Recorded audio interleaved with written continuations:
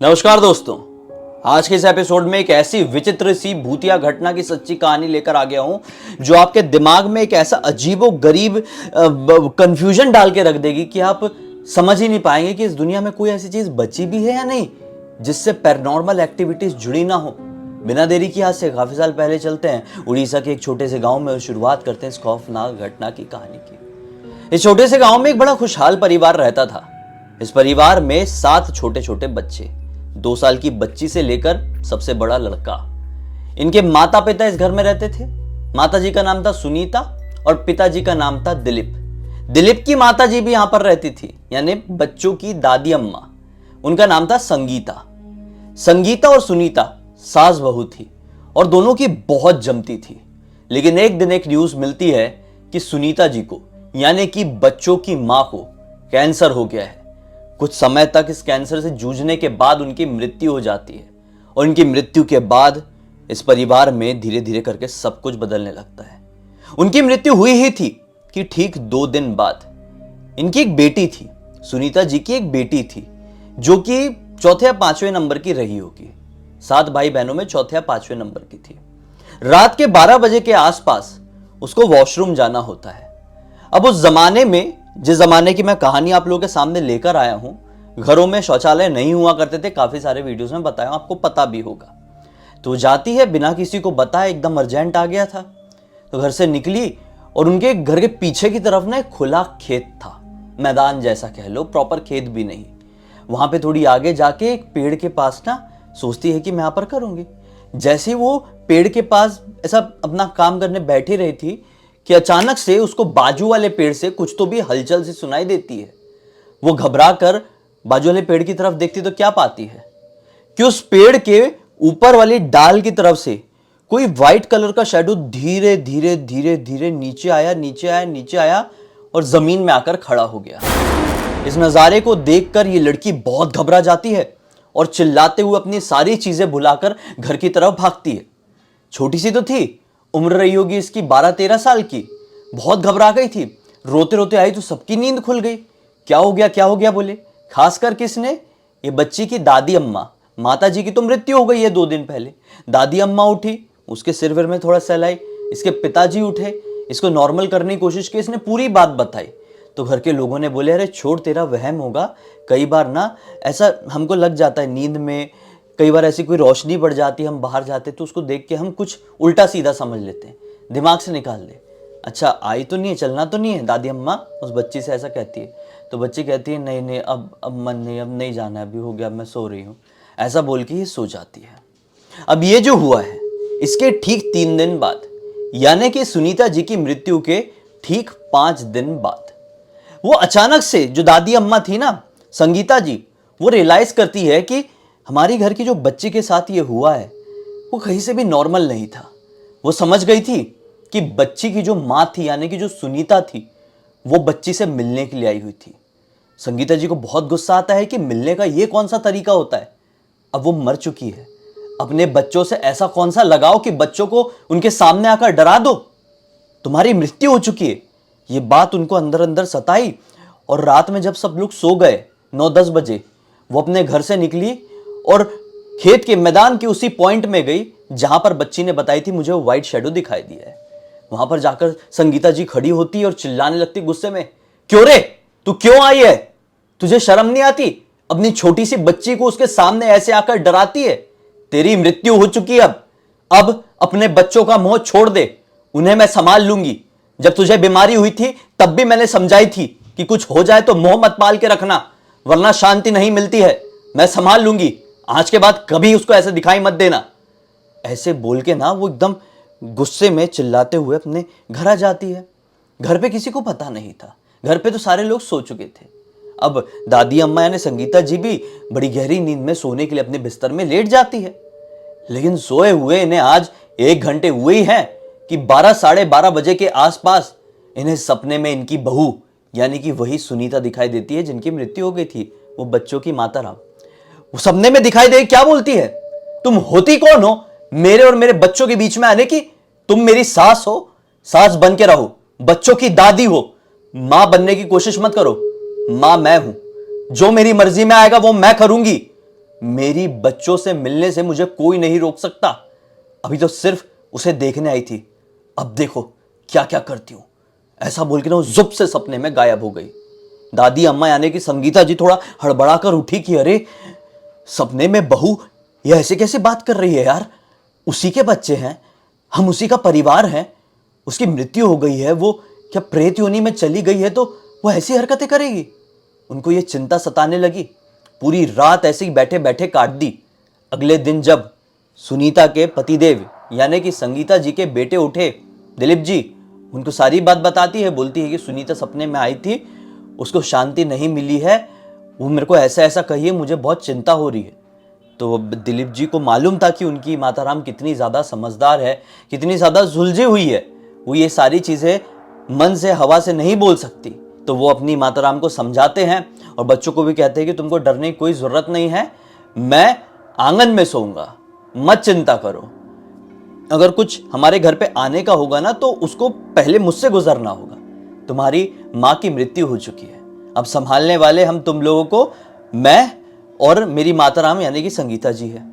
ऐसे दिलीप जी अपने बच्चों को समझाते हुए कहते हैं। रात का वक्त आता है और दिलीप जी अपने ही घर के पीछे वाले आंगन में बढ़िया खटिया लगा के सो जाते हैं। दरअसल क्या था ना कि इनका जो पीछे वाला आंगन था उसमें बाउंड्री वॉल अच्छी खासी उठी हुई थी और वहां पर खटिया लगा के पीछे की तरफ सो रहे थे। इनका घर चारों तरफ से बाउंड्री वॉल से घिरा हुआ था और जो बाहरी तरफ मतलब सामने तरफ वाला बाउंड्री वॉल था वहां पर गेट लगा हुआ था, मेन बढ़िया से अच्छा खासा लकड़ी वाला गेट, बड़ा वाला।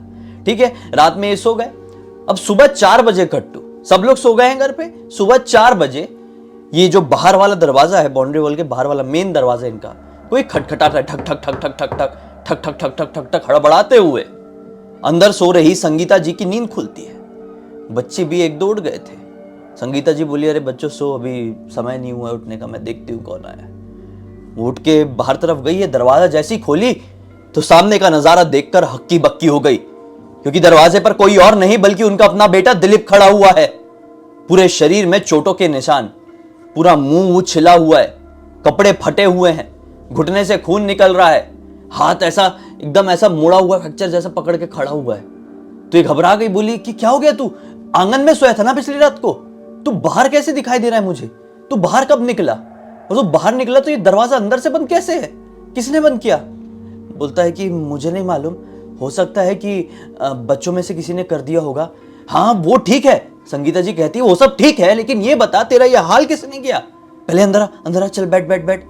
अंदर बुलाती है, आंगन में बिठाती है, पानी पिलाती है और बोलती है बता क्या हो गया? तो ये बताते हैं कि पिछली रात को मैं सोया ही था और नींद लगने ही वाली थी, अचानक से ना मुझे ऐसा ऐसा किसी ने किया।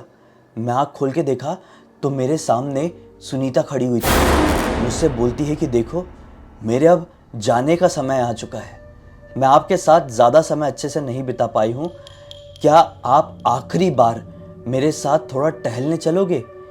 अपने गांव के बाहर तरफ जो तालाब है वहाँ पर मुझे घूमना बहुत ज़्यादा पसंद था, क्या आज आप आखिरी बार मेरे साथ वहाँ पर चलोगे? मैं उसे देखकर समझ गया कि सुनीता की आत्मा है और ये शायद उसकी आखिरी ख्वाहिश है। मैं चाहकर भी मना नहीं कर पाया, मैं उसकी आंखों में खो गया। मुझे एक वशीकरण जैसा हो गया उसको देखकर। मैं बिना कुछ सोचे समझे उठ गया, उसके पीछे पीछे चलने लगा। दरवाजा खोला, बाहर निकला, वो आगे आगे, मैं पीछे पीछे। पूरा इलाका, पूरा गांव सुनसान, एक एक जानवर तक सो चुका है, इंसानों की तो दूर की बात है। हम चलते चलते उस तालाब के पास पहुंच गए। तालाब के पास जैसे ही पहुंचे मुझे एक झटका लगा और मैं बहुत बुरी तरीके से जमीन में गिरा हूं। ऐसा लगने लगा कि मैं तालाब में डूब जाऊंगा। ऐसा लुढ़कते हुए मैं तालाब की तरफ ही बढ़ रहा था, लेकिन जैसे तैसे मैंने करके खुद को रोकने की कोशिश किया और फिर एक कोयल चिल्लाई। मुझे समझ में आया कि ये सुबह का पहर लग चुका है और फिर अचानक से मुझे सामने सुनीता नहीं दिखाई दी। मैं गिरने ही वाला था तालाब में, सही समय में कोयल ने चिल्ला दी, सुबह का पहर लग गया, सुनीता गायब हो गई और मैं उठ के यहां पर आया। देखा तो इतनी ज्यादा चोट लग गई है। मैं इतना जोर से भी गिरा नहीं था कि मुझे इतनी चोट लगी हो, लेकिन ये चोट कैसे लगी माताराम मुझे कुछ नहीं पता। ये सारी बात उन्होंने अपने माताराम से बताया। इन्होंने बोली कि नहीं नहीं नहीं, तू चिंता मत कर, मेरे होते हुए तुम लोगों को कुछ नहीं हो सकता। मेरी बहू अगर कुछ बिगाड़ना चाहती है तो नहीं कर पाएगी, तुम लोगों के सामने मैं खड़ी हुई हूँ। अब ये ऐसा कह देती है और फिर पता नहीं भाई चीजें नॉर्मल हो जाती है। छठवें दिन से, मृत्यु के छठवें दिन ये सब कुछ हुआ था, छठवें दिन से 13वां दिन आ जाता है और चीजें शांत थी। 13वीं होती है, सब कुछ होता है। 13वीं के ठीक 3 दिन बाद घर पे सब लोग थे कि अब चलो सब कुछ ठीक हो गया है। किसी को सपने में नहीं आ रही है, किसी को दिखाई नहीं दे रही, किसी को आवाज नहीं लगा रही है। अब सब थोड़े रिलैक्स थे। रात के समय यही कोई सो रहे थे फिर से आज सब लोग। अचानक से दादी अम्मा यानी कि संगीता जी की नींद खुली और नींद खुलती है तो सबसे पहले उनकी नजर परिवार की सबसे छोटी बच्ची पर पड़ती है, सुनीता की सबसे छोटी बच्ची पर। मैंने बताया 2 साल की बच्ची थी, बोला था ना मैंने, वो 2 साल की बच्ची की तरफ इनकी नजर पड़ती है। देखती है तो क्या पाती है कि वो बच्ची का पेट इतना फूल चुका है जिसे कोई लिमिट नहीं है। 2 साल की बच्ची का पेट ऐसा फूला हुआ है कि वो कहीं से भी देखने में नॉर्मल नहीं लग रहा था। वो घबरा गई, बच्ची को ऐसा सिर में हाथ फेरी तो बच्ची का जो सिर था ना वो पूरा ठंडा पड़ गया था और बच्ची कुछ रिएक्ट नहीं कर रही थी। तो ये घबराकर चिल्लाकर थोड़ी रोने जैसी हो गई। सबकी नींद खुल गई। क्या हो गया बोले, इसको देखो क्या हो गया। तो पास में ही एक डॉक्टर साहब थे, जो गांव के ऐसे होते हैं ना लोकल डॉक्टर साहब लोग, उनके पास जाते रातों रात। डॉक्टर साहब बच्ची को देख के बोलते पता नहीं, बच्ची को देख के तो ये समझ में आ रहा है कि खाना इसको डाइजेस्ट नहीं हुआ है। देख के तो ऐसा लग रहा है कि ये बच नहीं पाएगी। आपने रात में इसको क्या खिलाए थे? माता राम बताती है यानी संगीता जी बताती है कि नहीं, हमने तो नॉर्मली खिलाए थे उसको, जो खिलाते हैं ऐसा कुछ अलग नहीं खिलाए थे। डॉक्टर साहब बोलते हैं सुबह हो जाने दीजिए और जल्द से जल्द इसको अस्पताल लेकर जाइए। हो सकता है आपको बड़े शहर जाना पड़े, आपका ट्रैवलिंग भी बहुत ज़्यादा हो जाए। एक काम करो, मैं इसको कुछ दवाई कुछ इंजेक्शन दे देता हूँ, आप लोग सो जाओ, सुबह तक बच्ची को कुछ नहीं होगा, थोड़ा बीच बीच में उठ के ध्यान देते रहना। डॉक्टर साहब तो ऐसा कहकर निकल गए, लेकिन नींद कहाँ आएगी। लेकिन फिर भी पता नहीं कैसे अपनी दादी माँ यानी कि संगीता जी वो बच्ची के पास ही ऐसी लेटी हुई थी, उनको अचानक से ऐसी नींद आ गई। सपने में फिर से सुनीता दिखाई देती है, यानी कि वो बच्ची की माँ संगीता जी को दिखाई देती है, दादी को दिखाई देती है। बोलती है कि देखो एक आखिरी बार बता रही हूं, मुझे ना मेरे 7 बच्चों में से सबसे ज्यादा लगाव मेरी सबसे छोटी वाली बच्ची से था। मैं उसके बिना रह नहीं पा रही हूं, मुझे मुक्ति नहीं मिल रही है। मैं उसे अपने साथ ही लेकर जाऊंगी, चाहे जो हो जाए। बीच में आने की कोशिश मत करना, जितनी भी कोशिश कर लो कोई फायदा नहीं होगा। ठीक 2 दिन बाद मैं उसे अपने साथ लेकर जाऊंगी। जिस जिससे मिलवाना है मिलवा दो, जिस जिसको घर पर बुलाना है बुला दो। तुम मेरे अपने हो इसलिए बता रही हूं, वरना ये सारी चीजें कुछ जरूरी नहीं है। ऐसा बोलकर फिर से जुप से गायब सपने। घबरा गई संगीता जी और रोते रोते उठी। दिलीप जी परेशान, बोले क्या हो रहा है हमारे परिवार के साथ माताराम, अब क्या सपना देख लिया आपने? माताराम बताती है कि मेरी बहू तो सब कुछ खत्म करके रख देगी, तेरी पत्नी वो तो इस परिवार की दुश्मन बन गई है। वो प्रेत योनि में चली गई तो सचमुच की चुड़ैल बन जाएगी क्या? उसने मुझसे सपने में ऐसा ऐसा कही है। दिलीप जी को सारी बात बता डाली माताराम ने। तो दिलीप जी बोलते हैं कि अब क्या उपाय है इसका?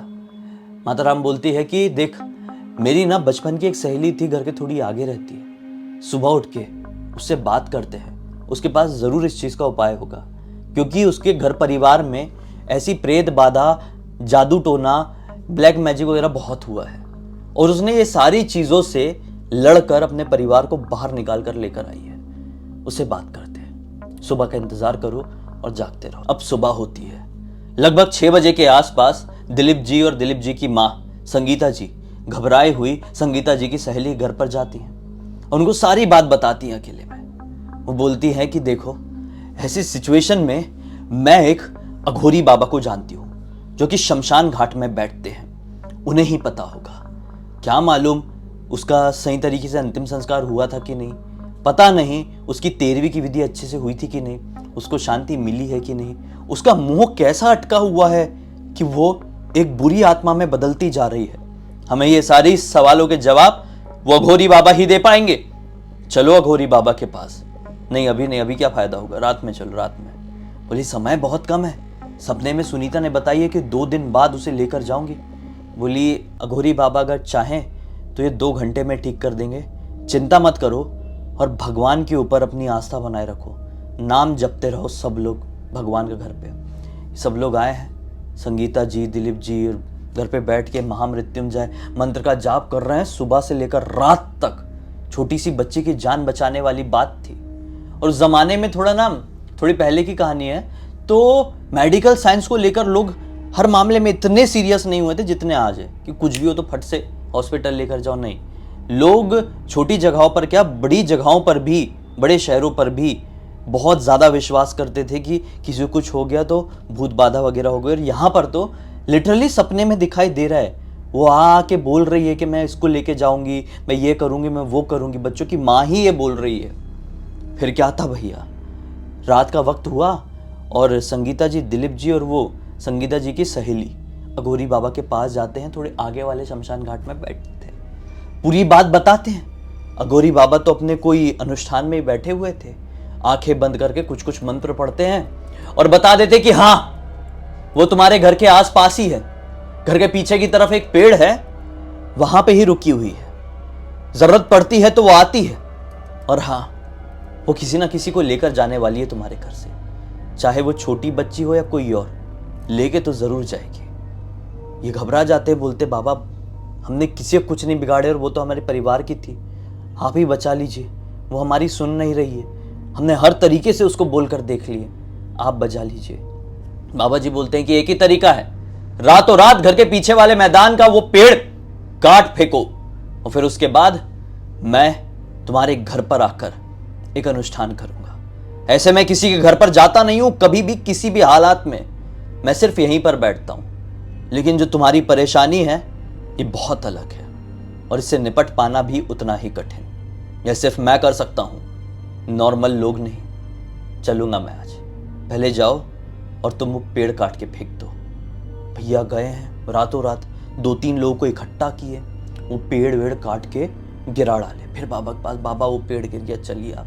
बाबा ने बोले चलते हैं। बाबा जी अपने हाथ में ना लिटरली, वहाँ पे किसी का अंतिम संस्कार हुआ होगा, उसकी जो राख होती है ना, वो लेकर जहाँ बैठे हुए थे वहाँ से गिराते गिराते गिराते थोड़ी थोड़ी राख रास्ते पर में पूरी गिराते गिराते नॉन स्टॉप मंत्र पढ़ते हुए इनके घर पर पहुँचे हैं। बैठते हैं, कुछ कुछ मंत्र पढ़े और फिर बोले कि यहाँ पर मैं एक हवन जैसा करूँगा, हवन कुंड लेकर आओ। हवन कुंड लगाया गया, बाबा जी ने हवन कुंड किए और कुछ नहीं बोले, अपनी पोटरी खोले हैं मंत्र पढ़ने के बाद 2 घंटे तक। हाँ, ऐसी पोटरी खोले हैं, फिर झटके में बंद किए हैं। बोले जब मैं यहाँ से चले जाऊँगा ना, पूरे घर में गंगा जल छिड़क देना, चाहे कहीं से भी लाकर छिड़को। ऐसा बोल के बाबा सीधे सीधे, जैसी वो राख, चिता की राख को गिराते हुए थे, उसी राख के सहारे सीधे सीधे चल के वो अपने शमशान घाट पहुंच गए।